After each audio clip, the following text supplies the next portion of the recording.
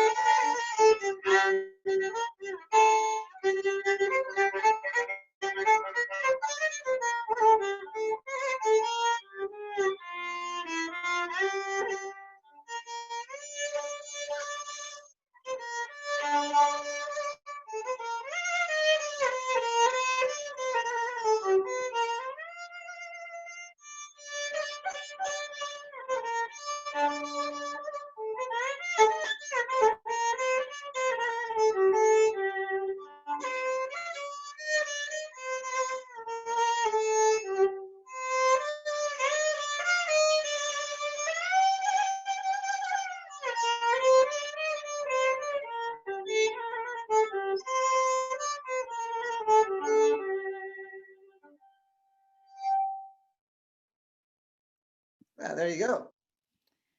Thank you. Fantastic. How did you go with that one? Well, I enjoyed it. Tish-Nigunim, the table songs. There's a certain, most likely. Well, it depends. I mean, the regular Tish was already Shabbos, most likely after davening, so they would obviously just have been singing it. But I was at Tish's by various Rebbe's that were not just Friday nights, and they had them as well, often during Chol Hamoed, Sukkot, Pesach, so that purposely they could have musicians there surrounding the Rebbe at the table while they were enjoying some food and drink. So we usually think of a Tish as, Erev Shabbos. It's already Shabbos, but so this is, I can imagine, I can see this one perhaps being performed live with musicians as well as the singing around a particular Rebbe. And when you mentioned those particular tishes with the Rebbe's, where were those? Were they in America? Yes. Let's see. One, I had I spent several tishes with the Stoliner Rebbe. That's which I'll get into a little bit, but that's my personal yichus, my personal background. My grandmother and her mother, my Alta Baba, they were born in Stoliner, and they were very close to the Stoliner Rebbe in Europe, who eventually passed away in 1921, and he had 6 sons. and sadly 4 passed away in the Holocaust, and 2 did make it to America, Reb Yisroel Perlov and Reb Yankov Perlov. And so there's 2 Rebbes. So one stayed sort of put in Williamsburg, and one worked, often going around to various kehilas, various cities in the United States where there was a substantial number of Stoliner followers, which the largest group outside of Williamsburg, Brooklyn, people who know Williamsburg and Brooklyn, was in Detroit, actually. And that's where my family, when they left the boats from Europe to Baltimore, they didn't go through New York, they went through Baltimore. And in Baltimore, they made their way to Detroit, as many Jews did. And the biggest reason is work and factories, steel factories, car factories. And so the Rebbe would come there, and he knew my Bubba was living there. So when the Rebbe would come once a year, he stayed in my Bubba's home. He knew it was obviously kosher. He knew her. He felt comfortable. So then he passed away eventually in my Bubba's home. And so I grew up with these stories. So then when I came to New York to go to graduate school in the 80s, I went to the Stoliner Rebbe, and he invited me to several tishes, and he even used to play the violin, as he told me. So that was one. Those were a couple tishes, and the Stoliner, the Stolin Karlin. You know, some people say, "Oh, I thought it's a Stolin, Stolin hyphen Karlin, Karlin, or some say Karlin Stolin." And and the reason being is people know Hasidus did not start off in an easy way. When the Baal Shem Tov passed away in 1760, the Vilna Gaon was still living and did not want Hasidism to at all subvert the Lithuanian rabbinical type of Judaism, and came to fisticuffs. And fisticuffs actually led to where they burned down the shul in Karlin. They, not Gentiles, but Tish-Nignim. And so they went from Karlin and crossed the river to Stolin. So I spent tishes there, and the Bobover Rebbe, Rabbi Shlomo Halberstam, he was the last living Holocaust survivor Rebbe before he passed away, I don't know, maybe some 10 years ago. And he loved live music. And he would have a tish, Holomoid Sukkos, in the largest sukkah I had ever been in. It was in Borough Park. It literally could hold 1,000 people. And I have a wonderful photo of it. Actually, it's on the cover of a book of mine that I did years ago called The Hasidim of Brooklyn. It has essays, historical essays, as well as in the photos. And he's on the cover, and you see all these violinists. It's just this wonderful portrait. And I got to go. Of course, I had my camera in hand, so I was not playing right at that moment. I was shooting. But that was a wonderful tish, and it was literally a sickest tish. So those are a couple off the top of my head that I remember vividly. Amazing, absolutely fascinating. Would you play us another tune at this point? Yes. Here, I'll play another tune. This one, the Bobover actually, this was often, both the Stoliners and the Bobover, I don't know if they knew this, they were doing this together or had the similarity. This was often known as the Rabins' 6 Hakofas, you know, in Simchas Torah. So obviously they wouldn't have the fiddle or any other instrument except the voice. They would have that. But this was known as the 6 Hakofas. It's just a nickname that would be played often at chasanas too. So it goes like this. Very simple one, very, very upbeat one. Let's see.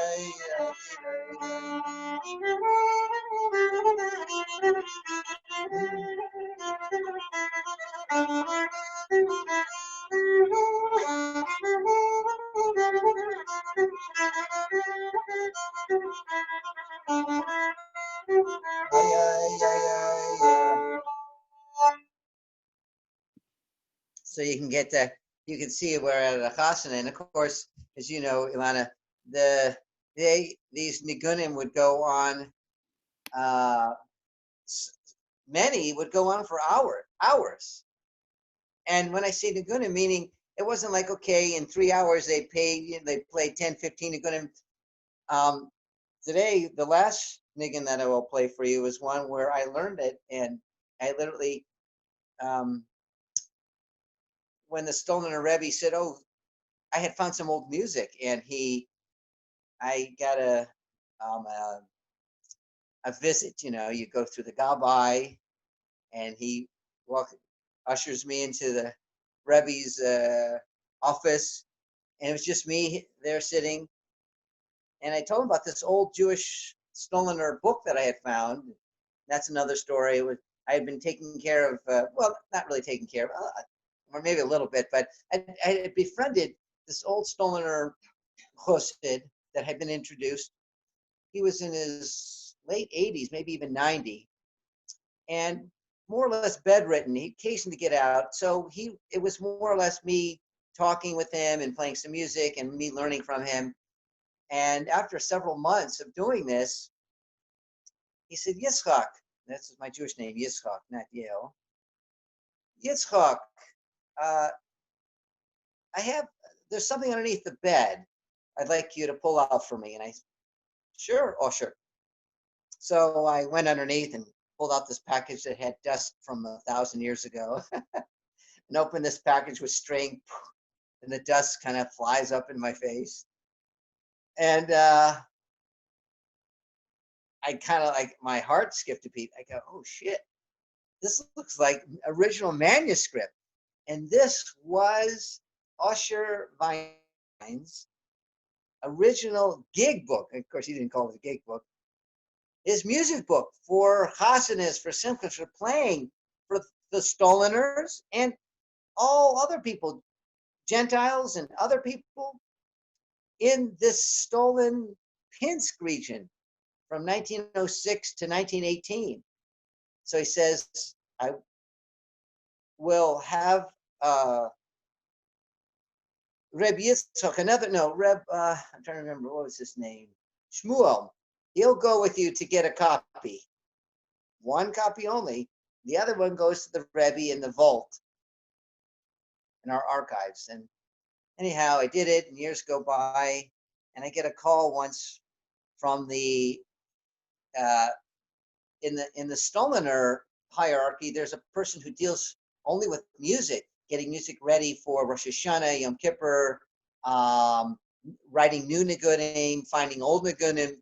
And he calls me. He goes, "Yitzchak, remember that melody? Yeah, you found that old melody?" I said, "Yeah. So what's happening?" He says, "Well, we misplaced. We don't have that manuscript anymore." I go, "What? You don't have the manuscript?" So I'm the only one with this manuscript. So anyhow, in there was a tune, Stoliner tune. And so the Rebbe said, I remember this as a child, Yitzchak. I want you to teach it to the Balabasim, for the rest of the group, the followers, on Purim." "Sure. I'll just kind of play a couple and they'll start to sing." He says, "Yes, But instead, just not only that, you'll go stand on a tish. Stand enough in tish. You'll stand on a table in the corner and play it. After the Megillah has been read, after the Megillah was read, and, when the party really gets going, right? They're dancing, drinking, eating, having a good time. Misameach sign, right? To be merry. And I did not realize that I was going to be standing and playing this tune for 5 hours. And so some Nigunim are played a lot longer than 5 minutes.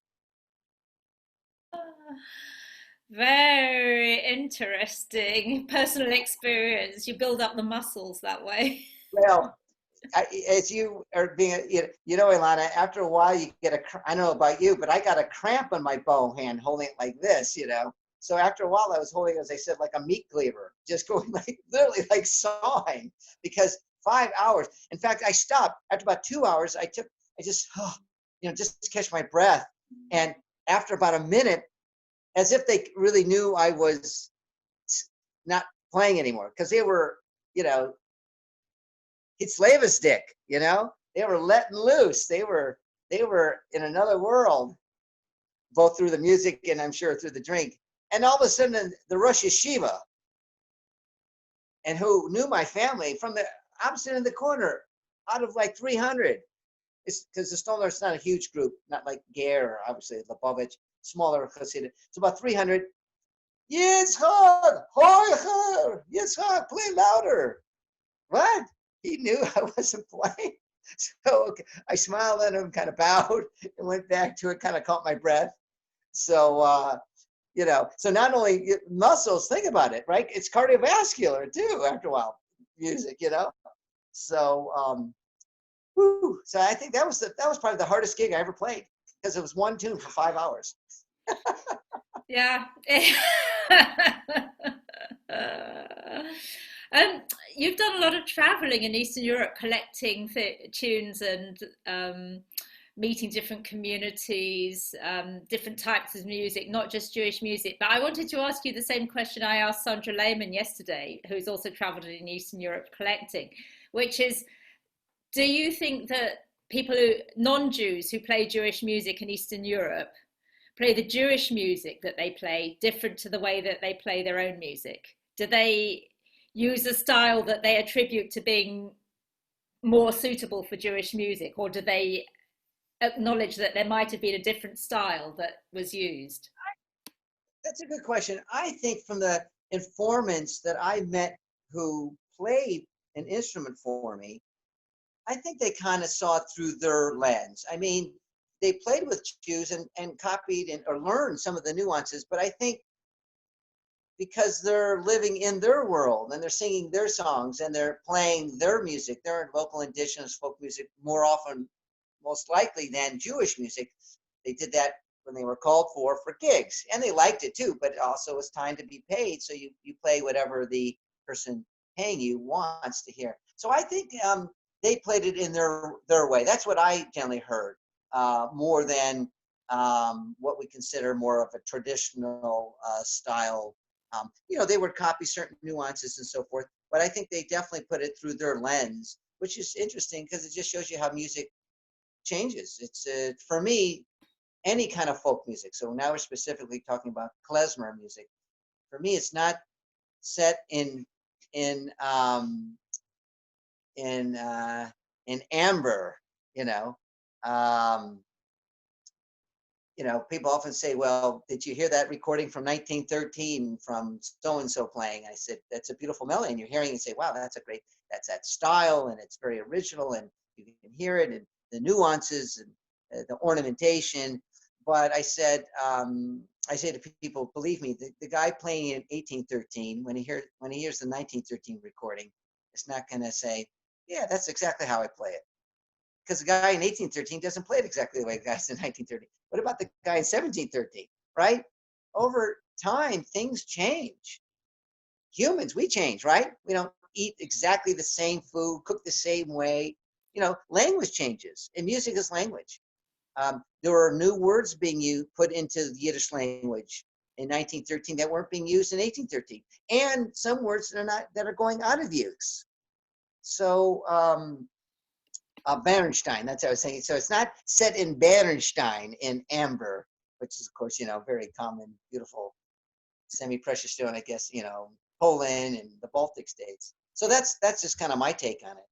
I suppose my question, the second part of my question is, does that mean then that there was a Jewish style? Because you probably know one of the discussions that's going on at the moment is, okay, so if these Jews lived in Vilna and they were surrounded by people playing non-Jewish music in a folky, in their folk tradition, would they have played more like the other local musicians? If they were living in Belarus, did they play more like Belarusian folk musicians than having a recognizable Jewish style that went throughout, that was different from the local traditions? Right.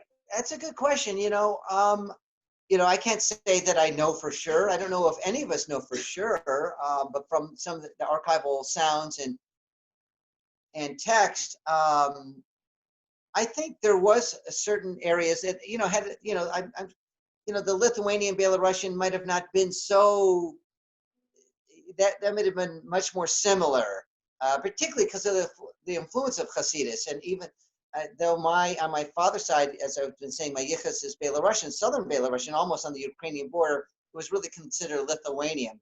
It was the Lithuanian Hasidus that influenced it. So I'm sure that the kind of melodies that they heard in Davin, versus but when you have farther geographic distances. So the Romanian style, yes, different from the Lithuanian style.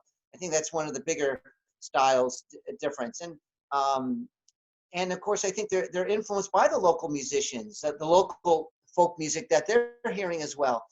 And so I think there was I can imagine the musicians. I mean, I asked him, I'm a musician. He wasn't so old. So let's see.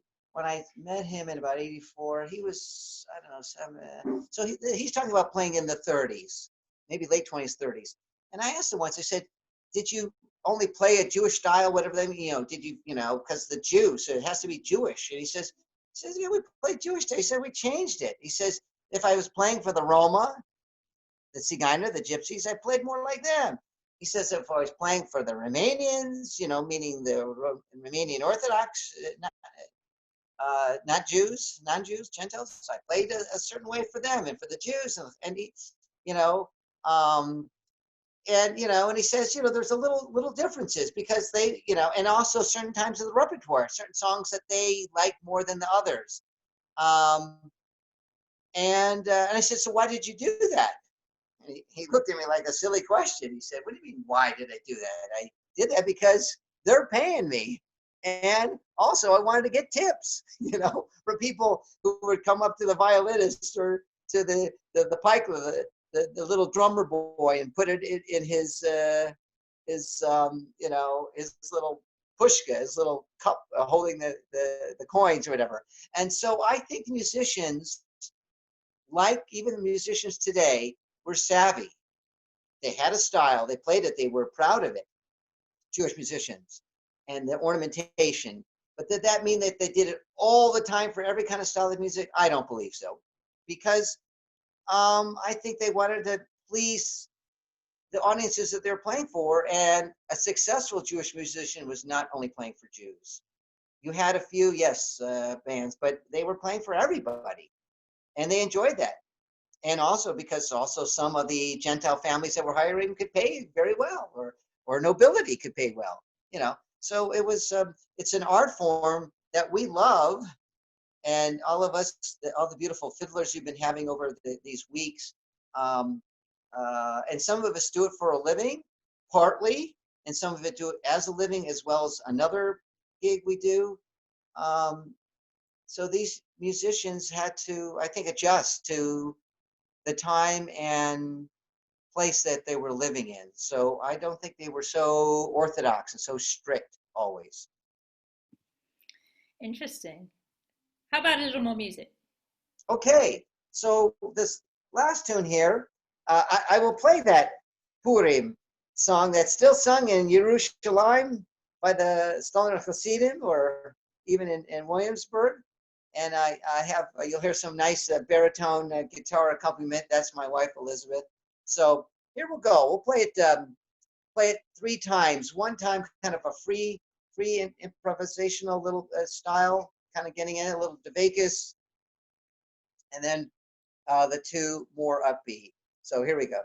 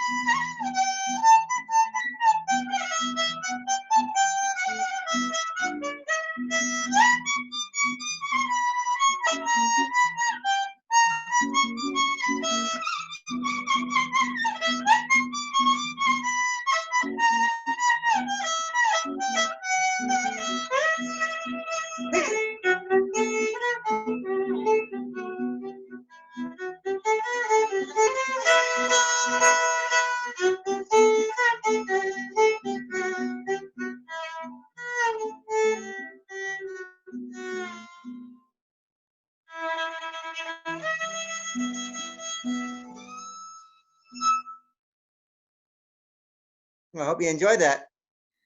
Wow, the audience is loving it. There's only good comments coming here. Okay. Judith is asking a question. Did you leave the community and play as a guest? I'm not quite sure what the question means, Judith. Yes. What did she say? Did I what? Did you leave the community? Okay. I got slightly confused. You were born into the community and brought up in it. My father was born into the Hasidic community, but he slowly, he sort of drifted out. I say my father was born between the two H's, or he grew up, one H on the right, the Hasidim, and the one on the left was Hashomer Hatzair, which you might say, okay, social Zionist, how does that fit?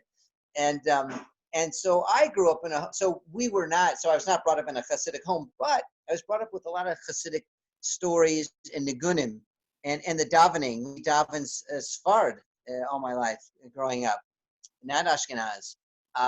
Certain prayers that, that the Ashkenaz don't say that I grew up saying and so forth. So I had kind of a foot in that world, particularly the culture and stories. Which I'm grateful for. As a kid, you just do what your parents, drag you to and do. But I didn't, when I sort of found my path and I decided to go into this Yiddish ethnography, music, etc. I remember my uncle said when I was going to graduate school at NYU, New York University, he said, Yale, go visit the Stoliner Hasidim. I said, Uncle Harold, I'm not a Chassid, look how, and I don't know, will they actually listen?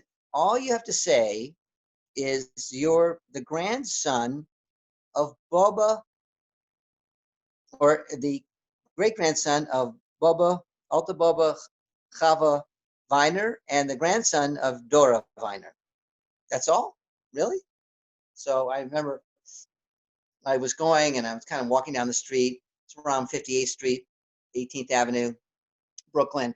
And I met a couple, they looked at me like, hey, can we help you? And I said, yeah, I'm looking to find the Stoliner shul. And then when I meet some people, my background is Stoliner. I grew up. He said, oh, really? Where are you from? And I said, Detroit. Detroit? And he says, yeah. I said, my Baba, and I say the names, and your Baba, and so the red carpet treatment, and the rest of the years of me doing research among the Stoliner Hasidim, because there was a lot of schus, as they say, a lot of schus, right? A lot of merit, because my Baba was like that, close to the Rebbe. And of course, the current Rebbe at that time was the nephew, and he knew the stories and knew of her. So I kind of had a partial foot in that world. I foresee a series coming up where we talk about that and then the next story and the one after. Yael, thanks so much for being with us today. It's been educational and fascinating and great music. Well, Ilana, I want to just, a yesher koach to you and putting together this wonderful project and all the wonderful music content, all the wonderful musicians that played before me. And it was an honor to appear, and I hope people enjoyed it and they maybe learned a little something. I'm sure we all did. Thanks, Yael.